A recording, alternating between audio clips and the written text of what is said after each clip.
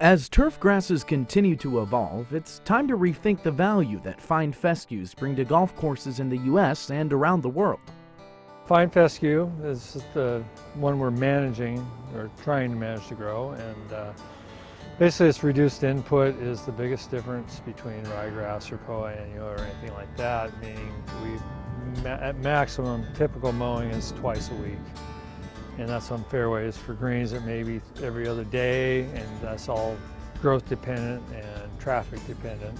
It has lower water needs. So overall it's just a lower input grass. Director of Agronomy Eric Johnson says not much is required of his fertilizer program to manage the fine fescue he has on his course. Typically, we look at 1 pound of nitrogen per year, per 1,000 square feet per year on the greens. It can be a little higher. This year it's been a little higher just to kind of keep things moving in the right direction in preparation for this week. And fairways, it can be plus or minus 1 pound of nitrogen per 1,000 per year as well.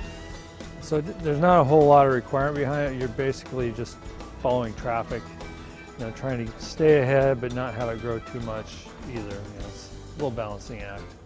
He has found that top dressing more frequently helps the turf, and his mowing heights are what make this turf unique. Well, one thing that I guess you would consider more of it wouldn't be considered low input is top dressing sand. It can take more top dressing at one time just because the canopy is more open. So that's one thing that's not low input, I think, on Fine Fescue, just to manage the thatch, so you're intermingling sand with that organic layer. Cutting heights, that's where the shocker will come in. In the past, typically I've mowed our Fine Fescue greens at 1/4 inch, where you see 1/4 inch fairways and tees in other places. Fairways are similar to regular golf course, around 1/2 inch for fairways and green surrounds. And we encourage putting from all over the green surround and as far as 100 yards out. And that part of that, the way that works is for us to extend those greens, mow cuts and pickup and turns way outside the traditional putting green edge. Johnson says they have benefited from the recent weather they've got in Washington. We didn't get our usual cold snap for any extended period this year. We had two about week to 10 day events of freezing weather, and we had green covers out, so it didn't really affect the green surfaces, which was nice. And then only 2 weeks spread apart was really helpful.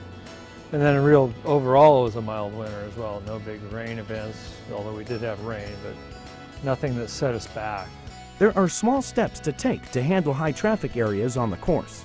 Well, in the past we've used spot fertilization for traffic areas.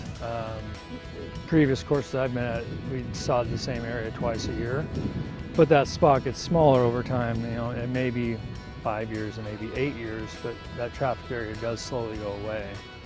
I think the biggest challenge there is you can't let the wear break through the thatch layer into the soil. Once that happens, you're stuck sodding.